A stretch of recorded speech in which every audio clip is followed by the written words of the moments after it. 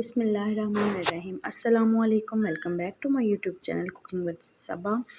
امید ہے آپ سب خیریت سے ہوں گے۔ جیسے کہ آپ سب کو پتہ ہے محرم چل رہے ہیں اور 9واں 10واں محرم سب نیاز بناتے ہیں، بلکہ محرم کے پورے مہینے میں ہی نیاز تیار کی جاتی ہے۔ تو میں آپ کے لیے آج ایک آسان سی ریسیپی لے کے آئی ہوں۔ حلوہ تو بہت سے گھروں میں سوجی کا بنتا ہے، لیکن آپ ایک بار اس ریسیپی کو ٹرائی کریں، انشاءاللہ آپ کا حلوہ بہت شاندار تیار ہوگا اور آپ ہمیشہ اسی ریسیپی کو ٹرائی کریں گے۔ میں نے لی 1 پیالی سوجی، 1 پیالی چینی، 1 پیالی گھی، کچھ ڈرائی فروٹس جو بھی آپ کو پسند ہے۔ میں نے کشمش لی اور آلمنڈ کو میں نے روسٹ کر لیا، اور کچھ ڈرائی کھجوریں جن کو چھوارا کہا جاتا ہے۔ اور ایک چیز میں آپ کو بتاؤں گی جو کہ ویڈیو کے لاسٹ میں جو ہم ایڈ کریں گے حلوے میں، آپ نے مس بالکل بھی نہیں کرنی، ویڈیو اینڈ تک لازمی دیکھنی ہے۔ اور اس ایک چیز کو ایڈ کرنے سے آپ کے حلوے کا ٹیسٹ ایسے چینج ہوگا کہ کوئی سب آپ سے پوچھیں گے کہ آپ نے ایسا حلوے میں کیا شامل کیا ہے، ٹھیک ہے؟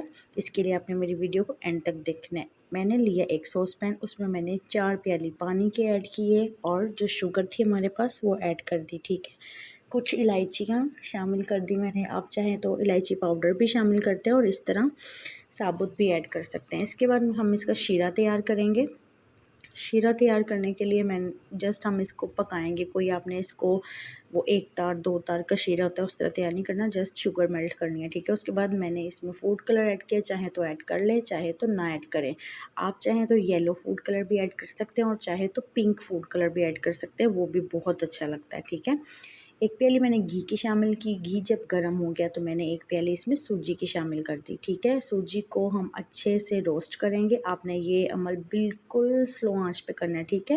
جتنی اچھے سے سوجی آپ کی بھنے گی اتنا اچھا ہی آپ کا دانے دار حلوہ تیار ہوگا، ٹھیک ہے؟ سوجی کو میں نے بہت ہی ہلکی فلیم پر لائٹ سے کلر کا فرائی کر لیا، اور جب خوشبو آنے لگ گئی تو میں نے اس میں جو شیرہ ہم نے تیار کیا تھا وہ ہم اس میں ایڈ کر کے فلیم کو بالکل سلو کر دیں گے۔ اب آپ بہت تیز فلیم پہ اس کو پکائیں گے تو یہ اچھا حلوہ تیار نہیں ہوگا، ٹھیک ہے؟ اگر آپ حلوائیوں کی طرح حلوہ تیار کرنا چاہتے ہیں تو بالکل سلو فلیم پہ ریڈی کریں، ٹھیک ہے؟